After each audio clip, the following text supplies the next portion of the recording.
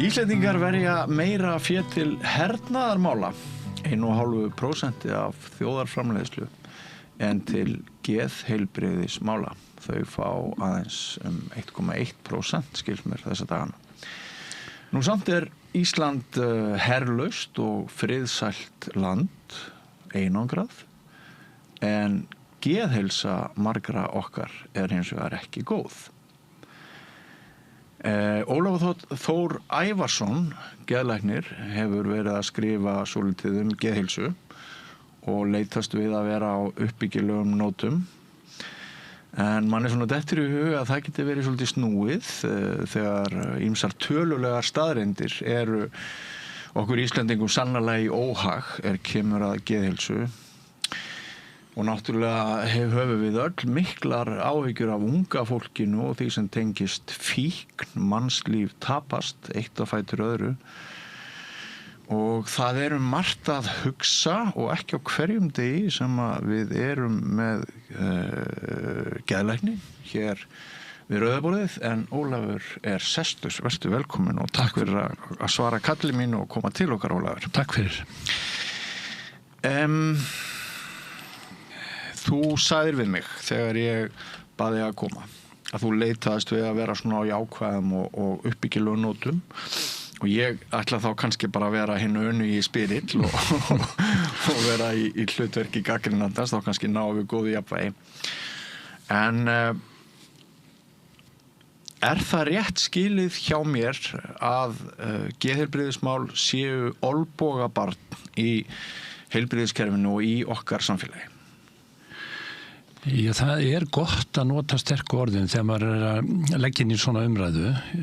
Ég held að stuttasvari sé já í þeim skilningi að geðheilbrigðisfræðin, þau óljósari heldur mörg önnur fræði, læknisfræðinar líka. Já. Og það til dæmis ekki nægilega vel þekkt hvað veldur geðsjúkdómum. Og þó að við höfum ágætis greiningakerfi, ágætis meðferð í boði, það kann að gera að þetta sviði svolítið olnbogabarn. Það þykir talsvert fínna að vera skurðlæknir heldur en geðlæknir til dæmis. Já, hvers vegna ætli það sé? Já, út af þessu held ég. Já. Og við sem störfum í þessu, við þurfum að þola það að vinna með hluti sem flóknir og í stundum óvissir. Og þá oft megin verkefnið að búa til meðferðar áætlun, endurhæfingu. Svo getur önnur skýring verið líka á að geðheilbrigðis málin eru svona aðeins út í kantinum að við óttumst ekkert meira en að verða geðveik og það ákveðin ótti gagnvart þessum málum ennþá þó fordómar hefur minnkað. Þar á leiðandi kannski minna talað það, þetta hefur samt batnað. Það hefði þótt mikil tíðindi fyrir 25 ára síðan að þú takki geðlækni viðtal. Já. Þá bara fóru þeir ekkert í viðtöl?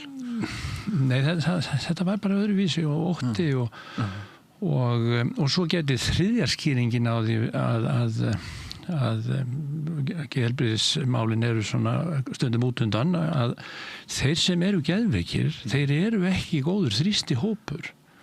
Þeir eru í erfiðleikum með líf sitt og þeim líður illa og þannig séð það öðruvísi heldur en til dæmis eins og þegar voru að koma nýjar meðferðar möguleika við hjartasjúkdómum og þræðingi var að koma svona að þar voru svo sterkir baráttumenn og konur og þrýstihópar til að fá meðferðirnar eins fullkomnar og nútímalegar og hægt var. Það var allt öðruvísi afl í þeim hópi. Bara svo ég tæki eitthvað dæmi. En eru semst enn ólíkar nálganir, ólíkir skólar innan geðheilbrigðis vísindana það hvað orsaki geðveiki? Ekki beinlínis þannig því að það svo nýjung að á alþjóðavísu hafa sameiginleg greiningakerfi sem eru reyndar 2 að þá eru greiningarnar orðnar nákvæmari og líkar allan heim og meðferðin sem í boði er lík. En þar kemur aftur inn kostnaðurinn hvað í boði.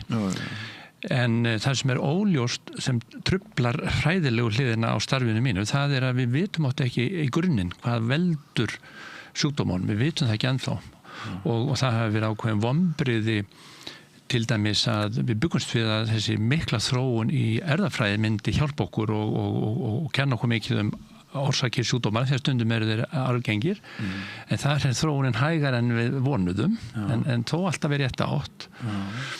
En ég get ekki dæmi að orsakir þunglindis til dæmis, man talar þunglindis sem einn flokk sem samt margir ólíkir sjúkdómar, en valda líku einkenni sem depurð, að það yfirleitt margar ástæður. Það getur verið gamalt áfall, það getur verið ótæpileg áfengisnotkun, það getur verið áhyggjur, blanda saman. Svo getur það líka verið arfgengur sjúkdómar eins og geðhvörf sem ýtir undir þunglindis tilhneigingu. Þetta svolítið flókið. Og þess vegna það að það væntanlega hægt að segja að það sé örlítið flóknar að skipuleggja góða heilbrigðisþjónustu fyrir þennan hóp. Geðheilbrigðisþjónustan er víðfeðm og flókin og eitt af stærstu sviðunum í heilbrigðisþjónustunni. Og þess vegna hrukku margir við þegar það var svona, nú ætla ég að tala svolítið ykkur líka, það var svona auðvelt að töfra fram fé til stríðsreksturs sem að var upphæða að svona svipaðri stærð eins og öll geðheilbrigðisþjónustan kostar. Því okkur finnst í geðheilbrigðiskerfinu þörf á úrbótum og meira fé og markvissari skipulagi og erum þannig kannski ekki að biðja neitt í stærri stykkjum heldur en 10-15% skilur. Hvað þá að sé að snara fram sambærilegri upphafi allt kerfið. Þetta kveikir í okkur, sko. Já. Sko, fíkn stundum útskýrð með áföllum. Já. En geta verið miklu fleiri ástæður en áföll sem valda fíkn. Já. Hvaða aðrar ástæður? Sko, það hafa orðið talsveit mikla framfæri þarna. Við héldum áður, þegar ég var að byrja, að ákveðnir persónuleikar væru í meiri hættu en aðrir að fá fíkn. Og það eimir svolítið eftir að því. Hvernig persónuleikar þá? Þá frekar þeir sem að væru svona, það var í raun og veru margbreytilega kenningar í kringum það. Og það var ekkert endilega viðkvæmt fólk. Ég hélt einmitt að það væri orðið sem þú myndir nota. Nei, ekkert endilega. En það gekk illa í fræðunum að tengja það ákveðnum persónuleikum. Við heldum að það væri ákveðnir aðilar sem getur orðið fljótar inn í fíknin en aðrir og þannig það nú. En hver ástæðan vitum við ekki, það getur verið eitthvað svona arfgerð sem að gera menn viðkvæmari. Genetist, það getur verið einhver aðstæður, það getur verið einhverjar venjur og hefðir í umgengninni. Og ef við erum að tala genetist, þá ekki bara eitthvað svæði í heilanum sem er lasið og erfist? Já, sko, ef við gerum út úr þarna, þá eru mikla framfærir það hvernig heilin starfar. Og þar erum við að búast við að koma upplýsingar hvernig fíknin myndast. En svo ég færi aftur inn í umræðinu fíknina, þá verð ég að koma því að. Og nú ert þú að tala við mann sem er búin að vinna í áratugi við alvarlegustu geðsjúkdóma eins og erfiða kvíðasjúkdóma, erfiða geðhvarfasjúkdóma, geðklofa. Fíknin er alvarlegasti geðsjúkdómurinn. Það er mín skoðun. Og ef þú horfir það út frá kostnaði, þá það kostnaðarsamasti sjúkdómurinn og áfengið þar með talið. En það sem hefur komið í ljós í faraldsfræðilegum rannsóknum sem bara mjög áhugavert og það birtist í greiningarkerfunum hvernig þau hafa breyst, að það eru samt allir í hættu að verða fíklar. Menn eru bara misfljótir inn í það ferli. Og þess vegna meðal annars svo mikilvægt að huga að forvörnunum og aðgenginu. Og það þetta atriði sem gerir að við svona sem störfum í þessum geira erum á móti því að áfengissalan sé gerð frjáls. Vegna þessa hluta, vegna þess að hluti af alvarleika fíknarinnar að þegar maður missir tökin á hegðunni og hugsunni, að þá mann ekki sjálfrátt lengur og þá skiptir máli hvernig aðgengið er. Þannig í þessum efnum þurfum við forræðishyggju.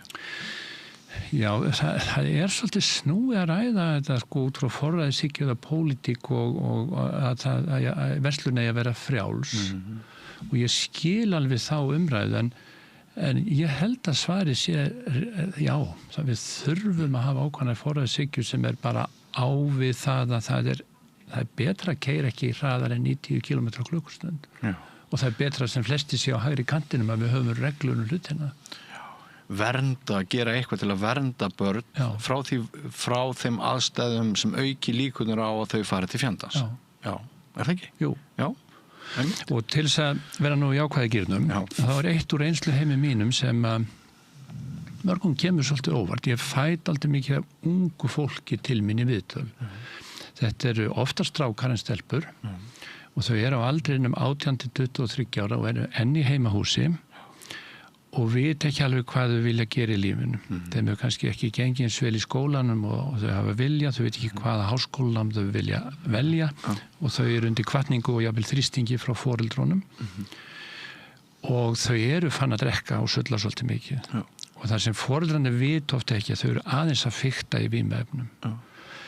Þau eru ekki orðnir vímuefna neytendur, þau eru ekki orðnir alkohólistar en þau eru að nota meira af þessum efnum en þau ætti að gera. Til að slaka á eða flýja. Og þau eru komin í viðtalið án þess að hafa áhuga á því. Þau eru komin vegna þrýstings og foreldrunum sem heldur að geðlæknir að sálfræðingur geti hjálpað þeim að komast á beinu brautina varðandi framtíðina. Jú, og stundum vita foreldrarnir af neyslunni. Í svona viðtölum það sem ákveðin bara mótrói áhugaleysi í byrjun, en mjög fljótt, öðru 3. 4. viðtali. Er þetta unga fólk opið fyrir umræðu þetta? Og þegar það kemur tillaga eftir að ákveðin tengsla að myndast, það kemur tillaga það að fyrsta skrefið þess að bæta líðan og efla sig því að gera hlið á áfengisnotkun og alls ekki fyrir vímuefnaneyslu, þá er oft bara mjög til í að taka jákvætt. Og svo þegar þau koma í fyrstu viðtölunum eftir það, þá eru þau undrandi á því hvaða hafði mikil áhrif. Og þetta finnst mér mikilvægt að miðla eins og við höfum stundum á tilfinningunni að því þið geta að tala við þessa krakka. En þá mín spurning, ekki bara eitthvað brot af ungu veiku fólki sem kemst í gegnum kerfið og fær athygli og þjónustu, því það eru alla þær sögur sem við erum alltaf að heyra, hvort sem það er bugl eða hvað það er að það sé bara eitthvað smá brot af fólki, lausnu fólki sem fær þjónustu. Jú, ég held að það sé því miður rétt, skilur algengið á þeim sem eru komin í vandræði með þessi mál einhverstaðar kringum 3-5%, þannig að það einhverju þúsundir og það er algengara heldur en insúlínháð sykursýki ef maður tekur einhvern samanburð, þannig að þetta er hópur, við erum ekki að taka við svona mörgum inn í meðferðarkerfi og alls ekki með nógu opið kerfi fyrir þá sem eru langt komnir en þarna er tækifæri með þá sem eru á einhverjum frumstigum í vandanum og fyrir okkur læknar er mikilvægt að hugsa að við þurfum að gefa þessum hópi athygli þegar hann birtist okkur og gefa honum tíma til það tekur tíma að tala við unga fólki og útskýra þetta og það er margir fleiri en læknar í tækifæri þarna er tækifæri í íþróttarhefingunni og þarna er tækifæri hjá kennurum sem ég veit að kennarinn hugsa mikið en þetta væri hægt að gera markvissara. En má ekki álykta að þegar svona fáir fá þjónustu, sem þyrftu að fá þjónustu, að þá kosti það okkur mannslíf með beinum hætti? Jú, það er alveg hægt að fullera það. Og þá erum við kannski bæði að tala þá sem þörf fyrir meðferð við fíkn og líka þá sem þörf fyrir meðferð við geðsjúkdómum. Forvörnin er alltaf besta meðferðin, getur maður sagt, en við erum vandræðum, við erum ekki komin alveg þangað, við þyrftum að einbeita okkur meira af þeim, en það þarf að vera, finnst mér, meira og aðgengi inn í geðheilbrigðiskerfi fyrir þá sem eru verst staddir. Já, sem þýðir meiri fjármunir, önnur umræða. Meiri fjármunir, meiri umræða, meira skipulag, meiri fræðsla bara hvert maður geti leitað. Ég og foreldra sem eru með fullorðin ung börn sem í neyslu eða með alvarlegan geðsjúkdóm og það veit hreinlega ekki hvert á að leita. Þannig að það má bæta það. Já, en geðsjúkdómar eru sem sagt óáþreifanlegri og svona flóknari viðureignar, það eru einhverjir fordómar þarna sem ekki gagnvart því ef ég brýta mér fótinn og þarf að vera í gifsi og eitthvað svoleiðis og svo náttúrulega þetta tog fjármuni að það spilar inn í fjárveitingar eða hvað? Já, ég hugsa að það oft gott að taka samlíkinguna við eitthvað sem gengur vel í heilbrigðiskerfinu, eins og til dæmis meðferð krabbameinssjúkra eða gigtveikra eða hjartveikra. Þetta svona sjúkdómaflokkar sem mjög margir, fjölmennir og þarna svona sérhæfðrar meðferðar og skipulag í þessum sjúkdómaflokkum bara held ég á Íslandi miðað við það besta í heiminum.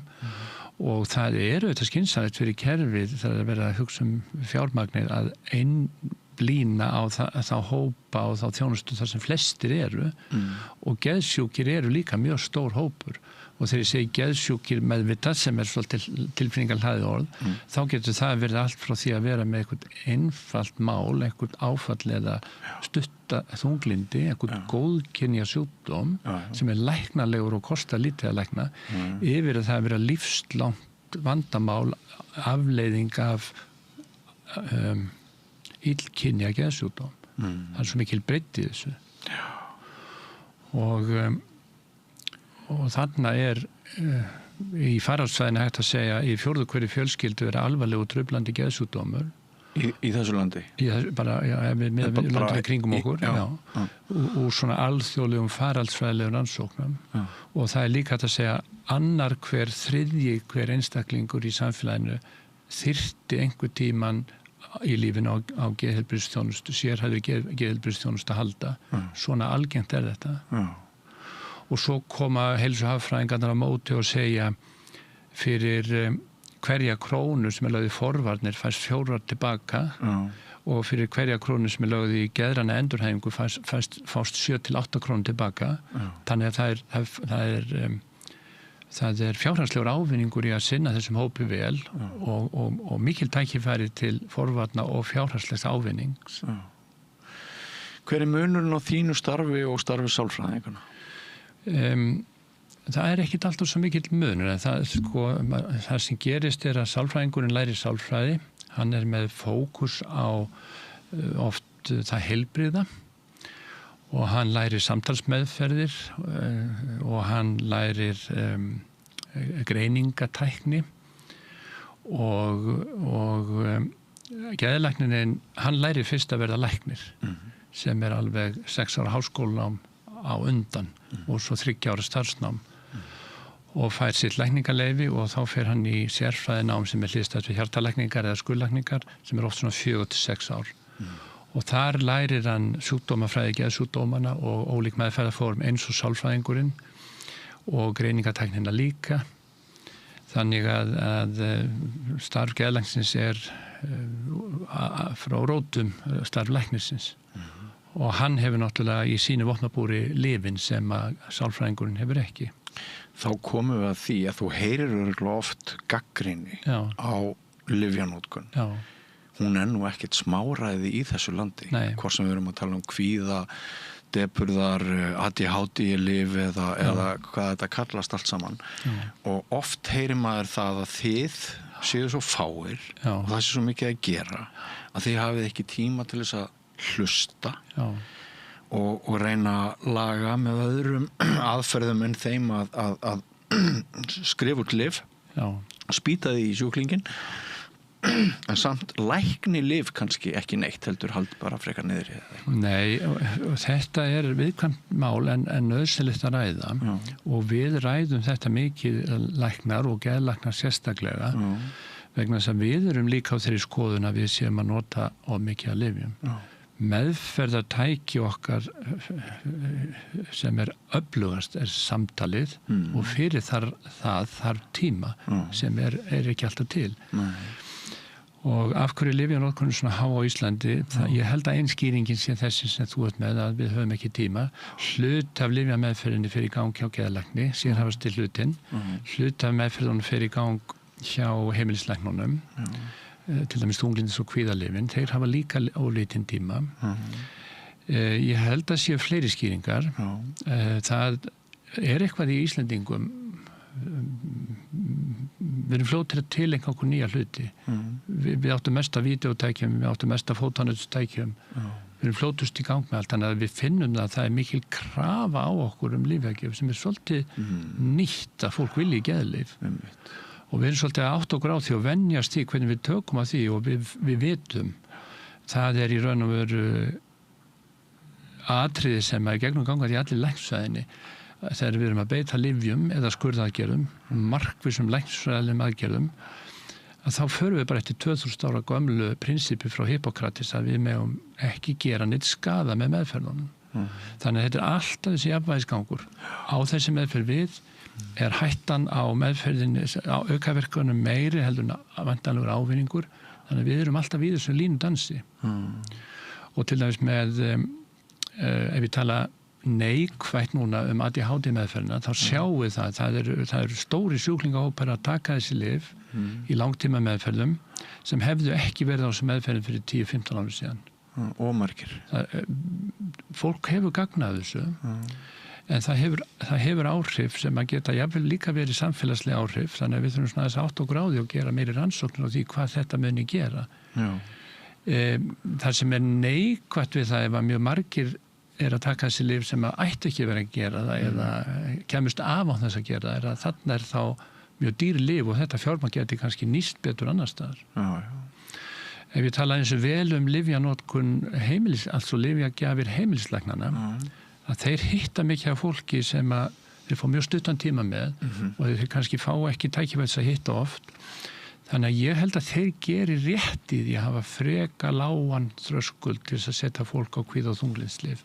Ef þeir hafi ekki upp á neitt annað að bjóða, þessi lyf eru áhrifarík og ekki líklega til þess að valda neinum skaða og þau eru þess eðlis að fólk hættir að taka þau þegar það finnur að það er búið að hafa gagnað þeim. ADHD-lyfin eru þess eðlis að fólk heldur áfram að taka þau. Þannig að þetta svona jafnvægisgangur sem að tala bæði vel og illa Mér finnst mjög brýnt að gera víðtækar rannsóknir á því, samfélagslega að rannsókn á því hvað áhrif það hefur á lausnamiðun, nám, úthaldi vinnu, að við erum að gefa svona mikið meira af ADHD-lyfjunum. Heimurinn furðuleg skepna. Já. Og við erum ekkert gömul þegar við fáum þess að vita við deyjum. Já. Og sumir nú bara alla ævina að jafna sig á þeirri vitneskju. Já. Við myndumst á það áðan að við kunnum að vera misviðkvæm og það að svona finna það að veröldin make sense. Já. Það okkur misvel gefið. Stundum sagt að ignorance sé bliss, að fáviska, því minna sem við vitum, því betur líða okkur. Og stundum heyrir maður það að svona hjá kunningjunum að þeir sem kannski séu með hæstu greindavísitöluna, þeir séu viðkvæmastir fyrir þessu furðulega ferðalagi sem lífið og sumpart kaotískt og ekki rökrétt. Í ljósi þess langar mig að spyrja þig hvort geðveiki geti það megi stundum heimfæra geðveiki sem hraustleika merki. Já, þetta bara virkilega góð spurning og ég fæ strax hugmyndir svona tvær vittir og ég ætla að gera út úr fyrst og reyna að halda í kjarnan í spurningunni að heimilislæknarnir þeir segja við okkur núna, geðlæknarna, við erum að vinna ómikið með geðveikt fólk og við erum að vinna í vaxandi mæli með eitthvað sem við erum að vinna við félagslega heilsu. Einmitt þetta sem þú ert að tala að fólk á erfitt með að fóta sig í lífinu. Og heimilislæknarnir fá þetta inn til sín að fólk að lýsa atriðum í sambandi við streitu og samskipti og bara að höndla lífið og þá finnst þeim ekki að þeir hafi verkfæri til þess að hjálpa þessu fólki nægilega vel aftur þetta með lífið. En kjarnin í því sem þú ert að segja, myndin sem við höfum hún svo dýrmætt að við höfum mynd af heiminum, við höfum einhverja mynd af því og lærum á það hvernig við erum og virkum og fáum einhverja svona tilfinningu fyrir hvert við ætlum að stefna í lífinu. Þetta bara grundvallar atriði fyrir heilsu. Og sem ég segja að ef þú verður fyrir áfalli eða nærð ekki þangað sem þið dreymdum að þá sé það eðlilegt að fá þunglyndisleg viðbrögð. Ég held að það sé alveg að segja það. Og ef maður undir miklu álagi þá sér maður að fólk bregst við því langtíma álægi með svona svolítið geðveikislegum viðbröðum sem verða örir og sem einangra sig og allt þetta. Þannig að það má alveg segja það að viðbröð við lífinu getur verið geðveikisleg en maður má ekki festast í því þannig að það kvelji mann eða að fara að snúast gegn manni. Þar liggur línan þegar við segjum já þetta ekki bara eðlilegt þunglindi, þetta sjúklegt þunglindi. Og þar liggur línan þar sem við segjum þetta er ekki eðlilegar áhyggjur og kvíði, þetta er sjúklegur kvíði, þetta er sjúkdómur. Þú þarft meðferð. Þarna nákvæmlega liggja þessi mörk. Já, en hefur fundið eitthvað hvað er langt sem þú byrjar að reyna að lækna fólk sem geðlæknir? Hvað er búin að vera lengi í þessum bransa? Ég er búin að vera yfir 30 ári í þessu. Yfir 30 ár.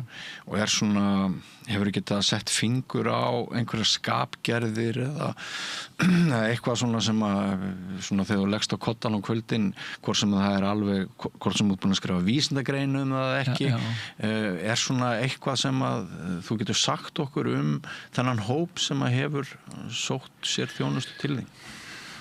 Einhver sameiginleg einkenni eða eitthvað sem bindur? Bæði sameiginleg einkenni og líka eitthvað svona, eitthvað svona breytilegt og svið. Hópurinn sem kemur til mín, hann er bara það er bara samfélagið. Það er þverskurður af honum.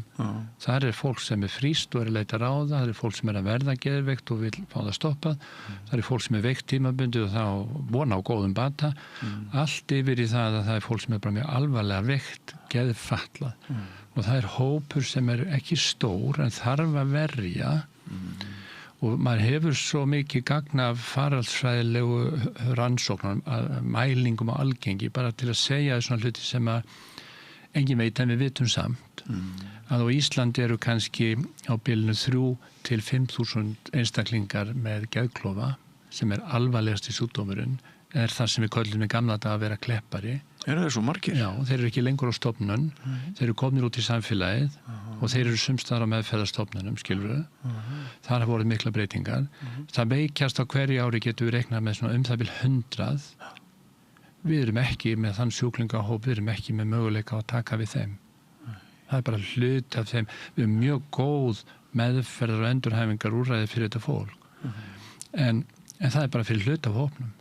Bara svo við takja eitt svona dæmi og þess vegna þegar ég horf á hópin og er að hugsa spurninguna þeina að þá vil ég verja þennan hóp og tala hann og lyfta honum fram hann þarf meira heldur en í boði í dag og við gætum gert svo mikið betur við þennan hóp og ef við gerum það og við sjáum að það er vel haldið utan málin sem að ég sé líka að það fólk nær mjög góðum árangri, það útskrifast úr skóla, það eignast maka og það eignast líf. Þetta er svo mikið drama og það sem ég er upptekinn af, ef við tala einhver eiginleg einkenni úr þessum reynsluheimi mínum, að það er hvað þetta er mikið drama og hvað maður fær að sjá mörg kraftaverk. Ég myndi nota svo sterkt orð. og hvað maður fær mikla trú á aðlögunarhæfni mannsins. Og maður sér þessar hetjur sem er að glíma við erfiðustu geðsjúkdómana. Oft með lítinn stuðning. Þú sagðir áðan að það verið fleiri ungir menn en ungar konur sem að lentu í vanda og leituðu til þín. Er það þannig alla leiðina upp? Eru fleiri karlar en konur geðveikir á Íslandi? Nei, það er það nú kannski ekki en það er, þá var ég að tala kannski fíknina meira, en það er konurnar eru svona yfir höfuð duglegir að leita sér hjálpar en kallarnir. Svo er þetta svolítið mismunandi eftir sjúkdómaflokkunum, hvað er algengar hjá konum og hvað er algengar hjá körlum og það er bara mjög áhugavert líka. Svo er mjög áhugavert ef við tölum svo sjúklingahópa hvernig þeir koma og fara. Sjúklingahópurinn ADHD er nýr hópur, hann er mjög stór. Ég get sagt svona til þess að gera pínlítið grín að því að ef ég er búin að vera 30 ári í starfinu þá hitti ég bara einn sjúkling á fyrstu 15 árunum með ADHD. Ef ég væri með alveg opið innflæði til mín í dag þá myndi ég bara hitta sjúklinga með ADHD. Þetta er svolítið sérstakt hvernig það breytist. Þetta leiðir hugan að spurningum og vangaveltum oflækningar, ofgreiningar og hvort við erum einmitt ekki að beita réttum tólum og tækjum við sumu. Er það mat þitt að ég var aðeins í að þessu áðan en sem sagt eigum við að velta þessum málaflokki, eigum að bregða svona róttækri gagnrýnni skoðun á þessa þróun alveg sérstaklega? Já, mér finnst við að gera það en sko við erum með það hlutverk læknar, kannski umfram aðrar heilbrigðisstéttir, að með greiningatæknin okkar að standa vörðum það að við séum ekki að oflækna. Af því það ekkert gott fyrir heilsu fólksins og það er óþarfa kostnaður í því. Þannig að það eitt af okkur stærstu verkefnum. Þess vegna erum við svolítið viðkvæm fyrir því ef við heyrum umræðina þannig að þessi okkur að kenna. Ég ætla að taka aðeins söguna með ADHD ferlið. Þegar það kom í ljós á Íslandi eins og annars staðar að það yrði meiri aðsókn í að fá ADHD greiningu hjá fullorðnum og meðferð, að þá brást opinbera heilbrigðiskerfið því að búa til hvað heitir það, flöskuháls. Þar sem fólk þyrfti að fara í gegnum greiningar fyrst. Þetta eftir fyrirmynd erlendis frá, það hefur verið gert oft svona í svona stöðar en að hafa stjórn á greiningun. En flöskuhálsin var svo þröngur að það hendaði ekki Íslendingum og það eru ekki þessum hópi sem hvatvís og kraftmikill. Þannig að fólk leitaði annað. Og hvert leitaði það? Jú, það komst ekki að hjá geðlæknarnir, því geðlæknarnir voru uppteknir og stóðu líka á bremsunni, vildu vera varkárir. Þannig að þeir leituðu til sálfræðingarna sem að hafa greiningatæknina og það er þá sjálfstætt starfandi sálfræðingar sem gátu boðið upp á greiningarnar. Þær voru ansi dýrar og eru dýrar. En þar með var flöskuhálsin hjá ríkinu horfin og margir hafa verið að fá greiningu hjá sálfræðingunum, borga mikið fyrir það og vilja þá fá lyfjameðferð. Vegna þess að það er einhvern veginn svona lenskan að þú ert komið með ADHD greiningu og þá eigir að fara á lyf sem reyndar ekki rétt. Það er ýmislegt annað hægt að gera og enn og aftur það er ekki fyrsta hugsun hjá geðlæknum að gefa lyf. En svo einkennilegt sem það var og sálfræðingar sem ekki gefa lyf og kannski vita lítið um lyf, að það er eins og þeir hafi haft áhuga á því að flestir sjúklingarnir færu á lyf og þarna myndaðist mjög stór þrýsti hópur. Og hann þá komin inn til geðlæknisins með þá skoðun að hann eigi að fara á lyf og krefst þess. Þannig að flöskuháls aðferð ríkisins virkaði bara alls ekki. Og þannig hefur ferli verið og við höfum verið í talsveit miklum erfiðleikum með þetta geðlækna því að það hefur svo mikill þrýstingur á okkur að gefa þessi lyf og við vitum að það er ekki hættulaust og það þarf að gera djúpstæðara mat og kanna heilsuna almennt og allt þetta tekur tíma. Greining hjá sálfræðingi ætti að fara annað. Nei, það þyrfti bara að vinna þetta betur. Sálfræðinga viðtalið og greiningin kannski 2, 3, 4 viðtöl kostar 100 til 120.000. Fólk vil fá eitthvað fyrir það. Viðtalið hjá geðlækni niðurgreitt af ríkinu. Það tekur svona 4 til 6 viðtöl fyrir geðlæknin að gera þá greiningavinnu sem hann vil. Ég fæ í hverju viku samtal frá hámenntuðu fólki sem vil fara á ADHD meðferð og það heldur að sé nóg að hringi mig. Það er að breyta þessu, þetta fræða fólk miklu meir um þetta. Hvaða kostir geta verið aðrir hreyfing? Fræðsla fyrst og fremst. Fræðsla? Já. Ef við tökum annan svona nýjan sjúklingahóp, það er fólki með kulnun. Einmitt. Man skilst nú annað hver opinber starfsmaður í efra lagi sé í veikindafrí. Og þetta er svona í löndunum í kringum okkur og ég vinn líka mikið í þessu. Og þar er líka tækifærið að bæta og gera öðruvísi og þar við í mikill hættu á sjúkdómsvæða vegna þess að allir ein skoðun komin fram að ef þú sett komin í kulnun þá að fara langt veikindafrí. Það er ekki rétt. Það fyrsta meðferðartækið við kulnun fræðsla og byggja upp sjálfstekking og átta sig á streitu völdunum og hverjir þetta breyta í starfsumhverfinu. Komast úr vanvirkni í virkni. Já. Og þarna ekki verið að nota mikið að lyfjum og þarna horfur mjög góðar. Flesti ná sér sem að hafa kulnun. Þeir sem að fara á efstastig og með sjúklega streitu, þeir eru lengur að ná sér en þeir ná sér samt flestir. Þeir geta þurft að vera frá vinnu. En þarna ef ég held áfram aðeins í þessum gír, þarna hefur eitt gerst að þarna hefur orðið til á síðustu 25 árum mikil starfsemi út í atvinnulífinu.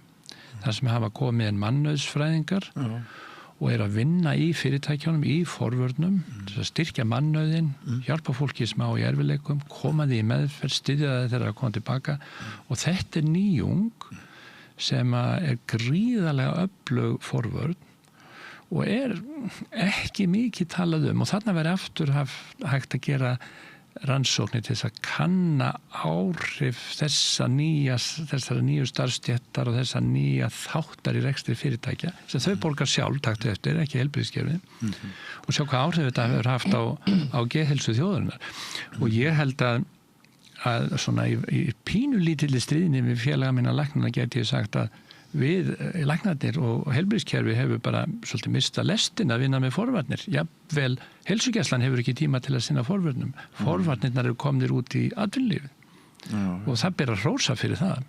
En hvernig skilgreinirðu kulnun út frá sjónarhóli geðlæknisfræðinnar? Sko, við getum skiptast í 3 stig. Að streita er þýðing á orðinu stress og í raun og veru bara þreytueinkenni sem hverfa við hvíld. Kulnun er sálfræðileg lýsing tekin úr vinnusálfræði og er þýðing á ensku orðinu burnout og er líka þreyta en meiri þreyta sem að losnar ekki auðvitað við og svo yfirleitt komin svefntruflanir, kvíði og depurð og skapbreytingar og líkamlega einkenni eins og verkir. Og þannig er það svolítið breytt og þar eru þeir sem eru með milda kulnun, flestir sem vinna í álagsstörfum hafa farið inn í kulnuna sviðið, þú eru örugglega gert það, ég hef gert það, en svo eru þeir sem fara lengra, þeir eru miklu færri og þeir eru oft komni með skerta vinnugetu.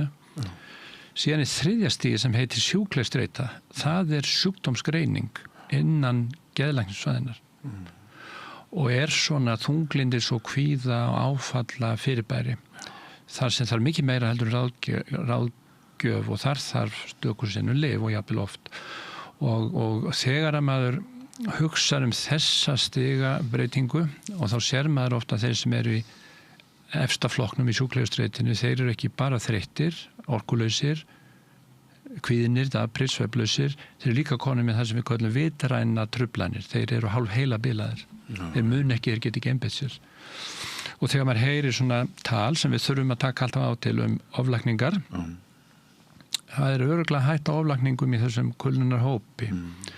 Það samt ekki svo alvarlegt að því að maður ekki mikið að nota lyf. Þá maður kannski bara í hættu að setja fólki aðeins svo langt veikindaleyfi eða eitthvað slíkt, skilur. Áhættan ekki mikil. En þegar þú komin í þessu sterku veikindi, ef þú hefur séð það einu sinni tvisvar, þá hættur það að hugsa áhyggjur af að sjúkdómsgrein. Þetta verulega veikt fólk.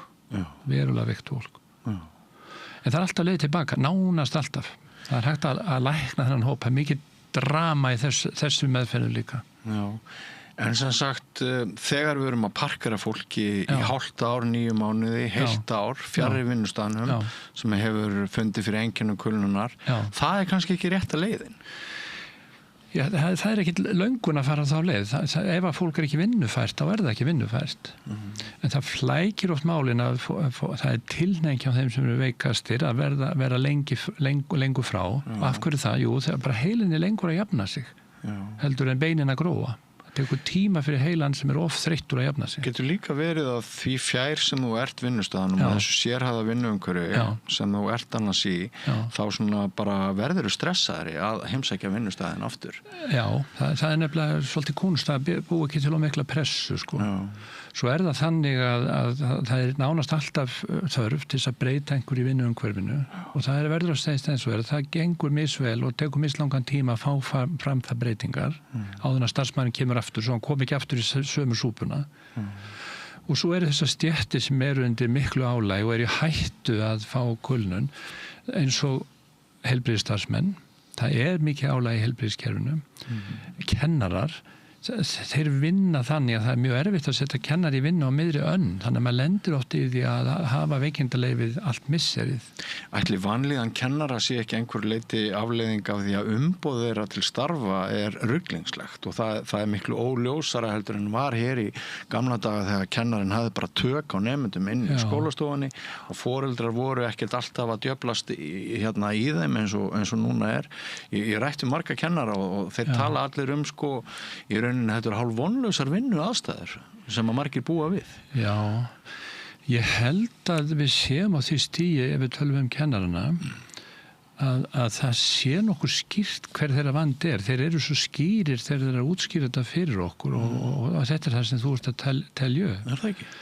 Og auðvitað býst við að þeir vilji fá meira fé til þess að geta verið með góð kennslugögn og undirbúsvel og allt það, en ég held að þá vanti mjög mikið skilning og stuðning. Þeirra, ef við tölum nýja sjúklingahópa í heilbrigðiskerfinu, þá eru nemendahóparnir gjörbreyttir. Það eru fjölmörg tungumáltölu í hverjum bekk. Það er alltaf þessi ægi, það er alltaf þessi samspil við foreldrana. Þannig ég held að kennararnir þurfa að fá mikið meiri skilning og stuðning að þeir fá. Héðinn Valdimarsson hefur verið duglegur að tala geðverndamál og hefur brotið ís og bara glæsilegt hjá honum.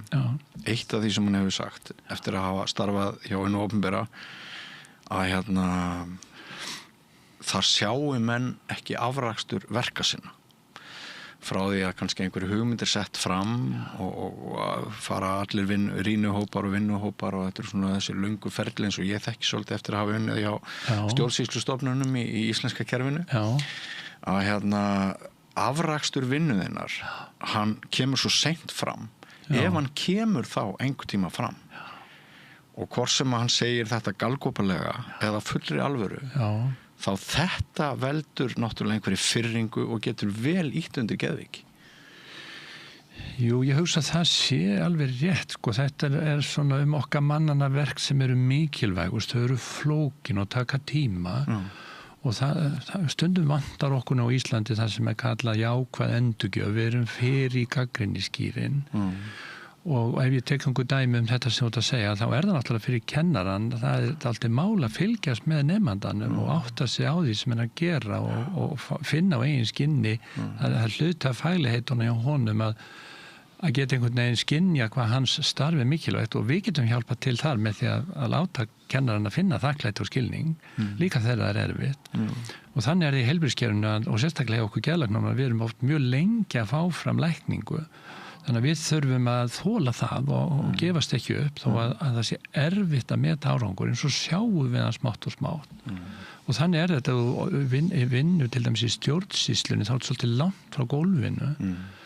Þannig að við þurfum að tala þá meira saman og láta þá sem að eru þar finna hvað ákvarðanir þeirra skipta máli og þetta held ég nú að við séum að gera. Við erum svo lítið samfélag, svo stuttar leiðir á milli okkar og það líkur við að maður geti tekið upp síman og hringt í ráðherra og sagt hugsin, sko, en kannski getum við gert þetta betur. Flækjustigin í stofnanaheiminum verða alltaf meir og meiri, sko. Jú, en þarna, að því að tala þetta, þarna trú ég, í þessu máli trú ég meira á jákvæðan en niðurrífandi gagnrýni, að maður einhvern veginn að mynda tengingu og tala fyrir málum og ég að vona svolítið núna þegar ég að tala við að ég geti komið aðeins tali hvernig við ættum að geta kannski varið réttindi alvarlegra geðsjúkra þeir sem eru geðfallar. Ég held hreinlega að við þurfum að taka það skref að verja þeirra hlut betur. Já, hvernig gerum við það?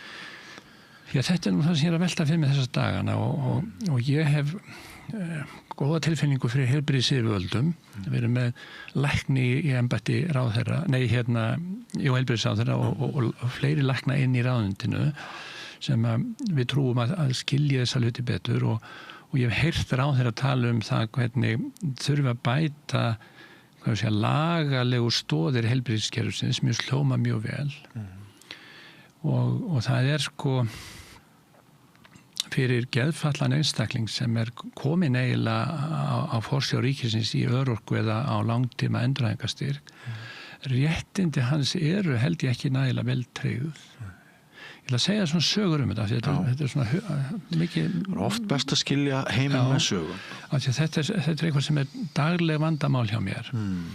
Ég get verið með einstakling sem er ungur, hann er svo veikur og skertur að það væri heppilegast að koma honum á örorku. Hvers vegna? Jú, til að hann eigi mat í magan og hann upplifi ekki þrýsting á sig, hann geti byggt upp líf sitt í kringum þá fötlun og skerðingu sem hann hefur. Þá fær hann líka auðveldari aðganga heilbrigðiskerfinu og ýmis réttindi, ekki bara styrk. Kerfið er þannig uppbyggt núna til þess að reyna að hindra þeir sem er minna veikir lenda á örorku, að það kemur þrýstingur á hann að fara fyrst á endurhæfingarstyrk, sem getur þess að vera í mörg ár, 6 mánuði í einu. En til þess að fái hann, þarf hann að leggja eitthvað að mörkum í endurhæfingu. Og stundum hefur hann ekki aflið það. Þá fær hann neitun örorkuna og neitun endurhæfingarstyrkin. Sem brýtur hann endarlega niður. Já, þá hefur hann bara ekki í sig á og brýtur hann niður. Og í svona stöðu finnst okkur geðlæknum stundum ekki hlusta nægilega á okkur. Við þekkjum sjúklingin. Við þekkjum kerfið. Ég get ekki annað dæmi. Það er ungur einstaklingur sem er þá í svona endurhæfingarferli og er komin á endurhæfingarlífeyri, en það gengur vel hjá hann. Og hluti af endurhæfingunni verður að hann kannski komist aðeins í vinnuprufanir og það sé að koma honum í nám.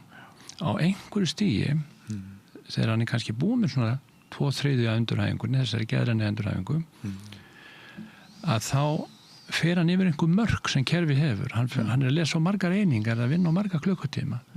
Og þá dregur Tryggingastofnun stuðningsinn tilbaka og segir hann getur ekki verið endurhæfingarstyrk. Og þá getur ekki endurhæfingin haldið áfram. Og aftur, það er ekki hlustað nægilega mikið á okkur geðlæknina. Ég get ekki þriðja dæmi. Einstaklingum er svona ekki kannski alvarlegustu tegund af geðsjúkdómum, en er samt með einhverja skerðingu, fer í starfsendurhæfingu á virk sem hlut af endurhæfingunni og það er samspil við Tryggingastofnun og þessi kerfi vinna saman í að styrkja einstaklingin og hann nær árangri og nær meiri getu og þá útskrifast hann frá virk með 50% vinnugetu, hann er ekki með fulla getu og þá hefur hann ekki nægilega mikla vinnugetu til þess að komast út á vinnumarkaðan og hafa í sig og á, hann getur verið í einhverju hlutastarfi, en hann er með of litla skerðingu til að sækja með örorku. Þannig að hann lendir í fátækragildi. Þetta eru gallar í kerfinu sem að mér finnst stundum jaðra við mannréttindabrot og ég held og veit að þeir sem vinna í stofnununum, þeir sem eiga kannski erist með að sjá árangurinn af ákvörðunum sínum. Ég trúi því og veit að þeir vilja ekki hafa þetta svona kerfið þetta er svona computer says no mál sem að við verðum að eyða og einleitt sem gera er að fara vel ofan í lagalegu hlið þessara mála, hvort það þurfi einhverja sérstaka löggjöf fyrir geðfallaða sem að við erum svolítið tvístígandi með því við viljum ekki heldur taka þá í eitthvað sérstakt horn í lagalegum skilningi, þetta er bara almenni borgarar með geðföllun en þarna er verk að vinna. Má draga þetta saman í að við þurfum í sumum tilvikum að leggja mennskuna bara við fræðin og útkoman er bara svo ótreysta? Jú, en þarna er þessi fjárhagslega hlið sko, og tryggingin sem er í almanna tryggingunum er oft svolítið óljós þannig að heilbrigðiskerfi er ekki alltaf hvað ég segja sanngjarnt þannig að það þarf eitthvað meira en mennskuna, það þarf að fara ón í reglurnar og gera þar þá meira en mennskar reglur og lög eru til þess að auðvelda mennskuna og okkur lífið það maður þá kjarki í það og ég hef á tilfinninguna að þessi hugsun sé í stofnununum og í ráðuneytinu og ég er að velta fyrir mig hvernig óskupunum við getum ítt undir þessa þróun. Kannski væru þessar fyrirstöður ekki hinn og sömu ef við erum að tala um líkamlega veikindi. Mig grunar það. Og nú ætla ég að koma þar óvart. Ég ætla að spyrja þig hvort þú sért komin svo langt í fordóma leysinu gagnvart eigin starfsgrein og geðveikum. Myndirðu segja mig satt ef ég spyrði þig hvort þú hefur einhvern tímann stríkt sjálfur við geðveiki? Ég myndi gera það, já. Svo fyrir ég að hugsa, ef ég hefði orðið mjög alvarlega geðveikur myndi ég upplýsa þau það. Ég hef verið heppinn, ég hef ekki orðið alvarlega geðveikur. Nei. En ég hef náttúrulega átt svona tímabil þar sem að kulnunin gekk á langt og var svona alveg á mörkunum að fá sjúklega streitu. Já. Og þá hafði ég gott fólk í kringum mig og heppinn að vera í góðum stuðningi fjölskyldu. Já. Og svo hef ég bara átt þessi áfalla tímabil eins og fólk hefur þegar einhver veikist alvarlega. Já.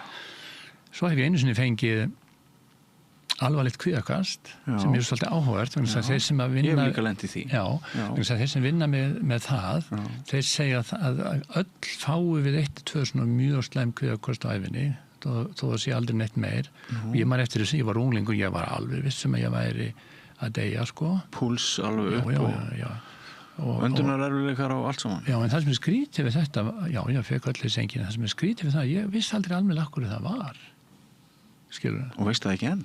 Nei, raun og verið ekki. Svo hef ég þetta með fíknina að ég hef verið svo logandi hræddur við áfengi. Ég hef aldrei prófað neina eiturlyf, ég myndi bara ekki leggja í það. En mér finnst gott að fá mér í glas en ég er logandi hræddur við áfengi. Það er áfengisvandamál í fjölskyldunum minni. Og ég sé náttúrulega í starfinu skaðan sem það veldur. Jú. Þannig að ég er með svona ýmis trikk og umgengnisreglur sjálfur til þess að passa mig, að fara varlega. Mér finnst þér fyrirmyndar að þú leggir þetta á borðið og ég geti deilt þér minni reynslu líka kannski öðrum þætti bara síðar en svo ert þú líka að mér skilst sá læknir sem hlustar á reynslusögur og erfiðleika margra annara lækna. Er það ekki rétt skilið hjá mér? Jú, það er síðustu árin, svona áratugin, þá hefur það þróast yfir í það og það er hlutverk sem að mér þykir gott að geta talað og þykir væntum að við höfum innan læknasamtakana eitthvað sem er svona óformlegt en kalla læknar fyrir lækna sem við getum leita til ef að við erum sjálf í erfiðleikum og það er mjög mikið álag í heilbrigðiskerfinu og við náttúrulega getum orðið veik eins og aðrir og það er viðkvæmt mál og ég er einn af þeim læknum sem hefur verið í þessum hlutverkum og verið umræðin það og við erum með umræði í gangi núna líka á læknadögum sem er okkar svona samkunda í janúar hvað við getum gert betur, verður núna rætt hvað við getum gert betur þannig ég hitti marga lækna sem eru í veikindum og hvað er að þeim? Jú, yfirleitt er einhver álagstengd vandamál eða fíkn það er nefnilega það. Er ekki heima tökin hjá lækni að getið ekki ávísað lyfjum á sjálfa ykkur eða hvað? Jú, við getum gert það. Þið getum gert það. Já, það er samt sko ágætis eftirlitskerfi á því þannig ef það fer eitthvað á böndum þá er nú kerfið yfirleitt tiltölulega fljótt að grípa inn í. Já. Eitt sem að ég stundu spurður er ekki læknar erfiðir sjúklingar? Já. Nei. Það er eiginlega þveröfugt. Mér finnst þeir kannski koma oft full seint. Þeir eru mættu koma fyrr, sko, talandi forvarnir. En þeir eru ákaflega hlýðnir. Þeir eru ákaflega auðveldir að vinna með þeim. Jafnvel þó þessi fíkn. Og þeir vilja náttúrulega bara eitt eins og við öll verða frískir aftur og komast í vinnu. Þannig að en það er svolítið merkilegt að hafa í sjúklingarsamlæðinu nokkra lækna í hverju viku, það er svolítið sérstætt sko. Og sýnist þér að aðstæður lækna séu þannig að það skapst meir og meir þörf til að sinna? Ég býst nú við því, en það er líka bara, þetta hefur talandi fordóma, við höfum orðið opnari fyrir þessu og aftur svona þetta starf mannauðsfræðingana, þeir lyfta undir þessi störf að koma fólki áfram. Ég þekki nokkra unglækna, þeir vinna enn í þessu bilaða kerfi, þeir sofa ekki neitt, það hefur verið að brjóta niður ungt fólk sem á að lækna okkur hinn með einhverju bara fáránlegu vinnu álagi. Já, þetta er alveg rétt og það er einhver svona miskilin stemming eða kultúr í heilbrigðiskerfinu, þetta þurfa að vera svona. Já.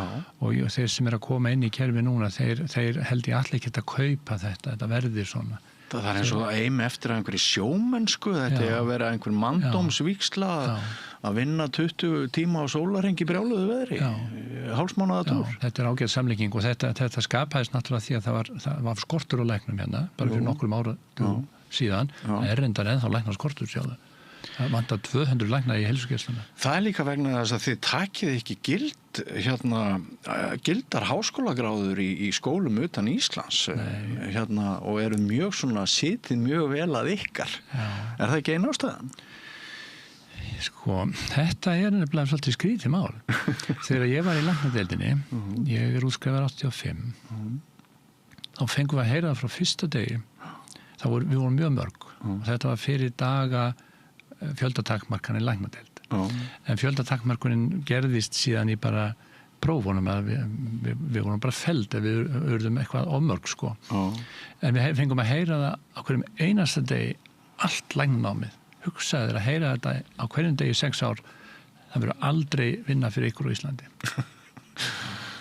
Nú þessi árgangur minn í lykilstöðum í heilbrigðiskerfinu. Allir fengu vinnu sem vildu. Núna vantar mjög mikið lækna.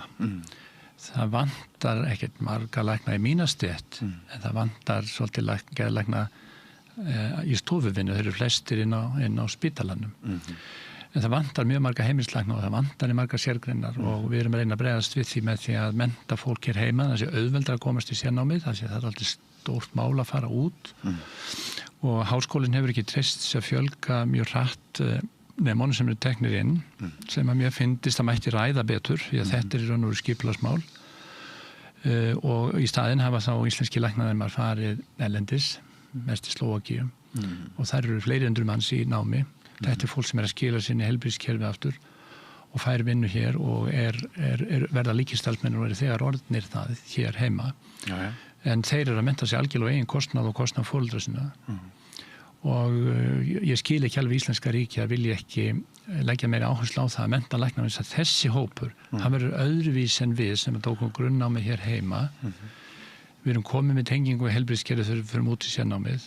Við viljum koma heim. Þessi hópur mun dreifast alla jarðir, hann mun ekki endilega skila sér til Íslands.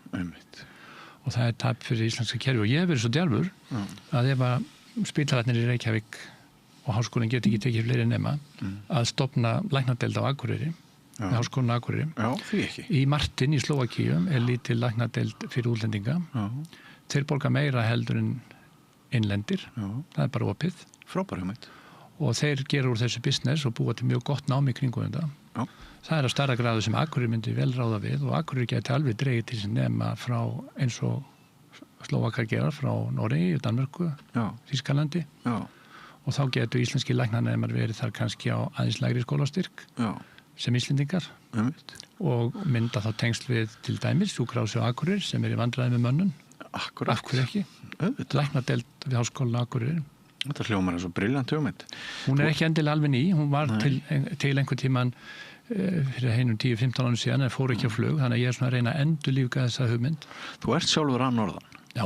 Akureyri? Já. Og þú ert að skrifa pistla geðheilbrigðismál í Akureyri net hjá Skapta. Já. Þannig að hugurðin alltaf, þú horfir alltaf að einhverju leyti norður. Já, veistu, ég hef verið að hugsa mikið þetta að því við erum að tala möguleika á námi og annað. Ég bara mennilegur strákur á norðan, úr innbænu sem kallað er.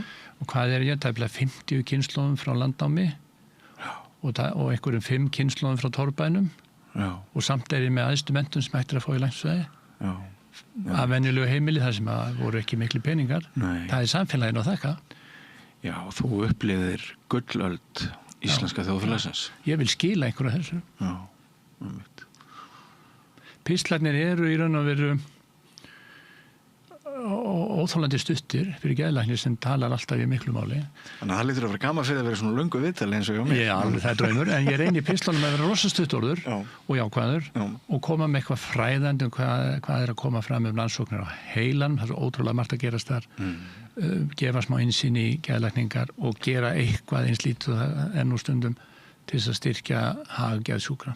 Já, einmitt. Þú hefur skrifað margt sem ég hef lesið og ég hef haft ánægju og gagn og gaman af að lesa og vonandi heldur áfram að skrifa. En svona kannski bara í lokin, því miður þá verðum við að fara að slíta þessu, ég held að við erum að nálgast klukkustundina, við hefum kannski einhverja mínútur eftir, en að hve miklu leyti erum við bara næm og í sérstakri hættu gagnvart geðsjúkdómum við þessi þjóð, búandi þar sem við búum. Það var engin tilviljun að byggð var þéttust og mest þar sem birtu skilyrði og veðurfar minna háð öfgum en hér.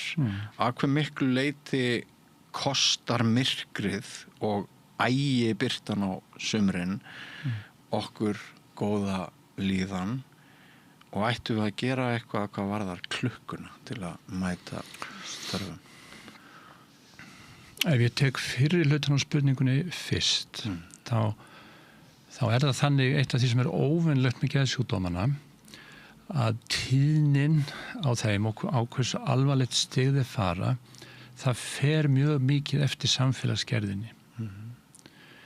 Það fer eftir tilboði á þjónustu og það fer eftir siglunni í okkur. Við höfum mikla siglu, það hefur verið skrifaði greinar við höfum sérstakt þol gegn myrkrin til dæmis. En við notum líka hugtaki skammdegi stunglyndi. Já, en ég held að sko, ef fólk áttar að sjá því hvað geðsjúkdómar háðir aðstæðum okkur á umhverfi og skoðunum okkur á samskiptum, þetta svona það sem við köllum stundum sálfélagsleg fyrirbæri, að þá áttum við okkur á því hvað skiptir miklu máli på geðheilsuna, að vernda ungu barnafjölskylduna, að vernda tengingun í fjölskyldunni, að passa upp á félagslegu heilsuna, að passa upp á að hafa ekki atvinnuleysi, að hafa gott tilboð að þjónustu, að reka góða heilbrigðispólitík. Þetta hefur bara bein áhrif á geðheilsu þjóðarinnar, sem miklu sveigjanlegri heldur en af áhrif til þess að mataræði og ofþyngd. Og þetta vita þeir sem starfa í þessum geir og þarna eigum að vera bjartsýn og við erum með gott kerfi, við viljum bara bæta það. Svo þetta með birtuna, það meira hikandi, það svo stór ákvörðun að þá finnist mér að við ættum að gera eins og við fara að gera við út í heimi í svona stórum öflugum heilbrigðiskerfum. Þá ekki tekin ákvörðun svona stóra hluti fyrir en búið að gera mjög öflugar nákvæmar rannsóknir sem raun að vera geta sagt okkur hvað tæki við ef ákvörðunin tekin. Þetta kallað Health Technology Assessment, HTA, og notað, var þetta svona stórar ákvarðanir, en líka til dæmis minni ákvarðanir eins og til dæmis hvaða aðgerði best við gallbólgu, að þá ekki bara rokið í hlutina með íslenska hættinum, heldur kannað með allir þekkingu sem til í heiminum áður til að reyna að skilja afleiðingar ákvörðunni. Þetta aðferðafræði sem ég heldum að nota með svona ákvarðanir eins og með að færa til klukkuna. En líður þínum skjólstæðingum ekki verri í myrkri en á sumrinu? Ekkert endilega. Það mest að gera hjá geðlækninum í maí, þegar allt í blóma. Það út af það, þá hátíðni á alvarlegu þunglyndistegundunum og það mjög mikið að gera á aðvendunni. Þá erfitt hjá þeim sem ekki í fjölskyldum og þeim sem orði fyrir alvarlegum áföllum. Þetta þyngstu tímanir í vinnunni hjá mér. Það nefnilega. Þá berum við okkur kannski líka saman með hina. Takt eftir, þetta tímar sem við hinn frísku upplifum sem jákvæða. Já. Þegar mér hefur liðið illa sko, hér á árum áður þá einmitt þá tengi ég við það að sko því meira sem maður fylgist með svona high flyers þá og þeim sem maður heldur að sé að hafa það miklu betra en maður sjálfur, því meira hætta á að maður sunki niður sko. Mér finnst svo gana að tala við þig og ég bara vona að það sé gagnlegt. Ég eiginlega fann að láta mig dreymum að fá að koma aftur til þín. Það ekki bara? Já. Og þá kannski stíg ég skrefinu lengra heldur en núna og ræði mína eigin reynslu hér fyrr á tímum. Mér líst vel á það vegna þess að reynslusögurnar svo dýrmætar og þær gefa upplýsingar, tengingar og eyða fordómum. Og það eitthvað sem við getum öll unnið með. Já, ég að tala sko tímabil 1988 til 1989 engum. Þannig að það langt síðan, en samt þá maður situr náttúrulega uppi með sjálfan sig og það endalausar áskoranir. Í geðmeðferð þá hugsa maður alltaf hvernig getur maður náð bata sem fyrst náttúrulega, en svo hugsa maður alltaf hvernig getur maður náð lengra. Hvernig getur maður komið í veg fyrir þetta gerist aftur, þá hann aldrei svið í fíkninni. Hvernig getur maður stuðlað því að einstaklingurinn eflist, styrkist. Fólk vil nú kannski ekki að heyra þetta þegar það sem veikast og líður sem verst. Svona hugsa geðlæknirinn. Hvernig get ég stuðlað að bata og hvernig get ég þetta eins og tekja þrepa eldflögg, hvernig get ég skotið henni enn hærra á loft. En þú myndir semst ekki rukka ef ég fengi hérna klukktíma við þurfum að halda þér á tánum. En sko, það yrði örugglega vonandi einhver samfélagslegur ávinningur af því og ég þykist vita að þú sért að beita þér með þeim hætti sem þú ert að gera og komið við til eins og þetta vegna samfélagslegar ábyrgðar. Það ekki rétt? Jú, mér finnst það skylda. Já. Og bara vonandi fáið alltaf fleiri og fleiri inn á þessa hugsun það minna gagna okkur en ella ef við erum lokuð af í okkar fílabins veistu leiða mér að tefja aðeins við læknar, það feimnismál hjá okkur læknum þessi þáttur í starfinu þessi, hvað ég var að segja samskipti við fjölmiðla? Nei, þessi þáttur sem maður kannski gæti kalla bara köllun. Við tölum ekkert mikið það, en hún þarna hjá flestum. Einmitt. Og eitt sem ég teki eftir þegar maður fær ráð til dæmis hvernig við ráðum við streituna frá svona góðum rannsóknarstöðum ellendis og þeir eru búin að liggja yfir þessi rannsóknum hvað í hegðun okkar og hugsun stuðlar að því að ég ráði betur við streituna. Jú, það svolítið merkilegt en það þetta að gefa af sér. Finna að maður gerir gagn. Hafa löngun til þess að bæta. Það gott streiturráð. Einmitt. Finna tilgang og gefa af sér. Þetta verkefnið á hverjum degi. Þetta verkefnið á hverjum degi. Já, við vitum þetta kannski, en það gott að fá út úr svona rannsókn. Ég sammála því og það mjög gott að heyra mann eins og þig segja það. Já. Sko, einhvern tímann skrifa ég bók blaðamennsku. Blaðamennsku og eitt spyrillinn sagði blaðamennska ekki bara eins og hvert annað starf? Nei. Góð blaðamennska sprettur upp að einhverju sem við getum kallað hugsjón. Og ég alveg viss að hvort sem það feimnismál hvernig þið ræðið ykkar starf til læknirnir, þá það eitthvað sem að keyrir okkur flest áfram. Og það skiptir eiginlega meira máli heldur en flest annað það ekki? Já, ef við erum nú svolítið skaldlegir og það upphaf aðventunar og bók Gunnars Gunnarssonar aðventuna hún fjallar þetta akkurat að vaka yfir því litla í hvaða stafnir þú bjarga þó að það ekki nokkra rollur og blaðamaðurinn í þessu og kennarinn sem hún tala áðan kannski vantar okkur bara meiri umræðum feimnislaust hugsjón og hvað það þýði og hvernig maður vinnur með það held ég. Mér finnst vera þörf á til dæmis í heilbrigðiskerfinu að tala það hvernig við getum unnið starf okkar án þess að missa heilsuna sjálf. Og skildu nú ætla að það væri töluvert brýnt umræðu og umfjöllunarefni. Já, það að heimfæra þessa hugsun yfir á svo margt og margar starfsgreinar og þið blaðamenn og fjölmiðla fólk í þessum aðstæðum sem í dag, þeir eru afar mikilvægt stétt. Gjörum okkar besta. Þurfum að reyna að setja okkur inn í marga heima og kima og það búið að vera mjög skemmtilegt að ræða við þig. Sömuleiðis. Og það ekki bara díl hjá okkur að þú kemur hingað aftur?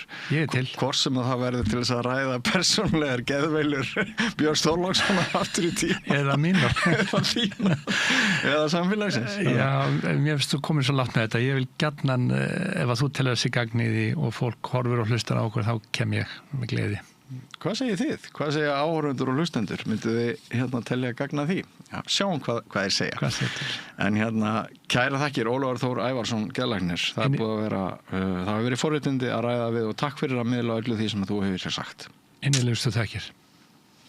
Og áfram höldum við götuna kæru hlustendur og áhorfendur nýr kafli eftir andartak. Ertu með fundi, fræðslu eða kynningar? Vorstjarnan býður baráttuhópum og félagasamtökum aðgang að ódýru húsnæði í 105 Reykjavík. Hafðu samband á vorstjarnan@vorstjarnan.is.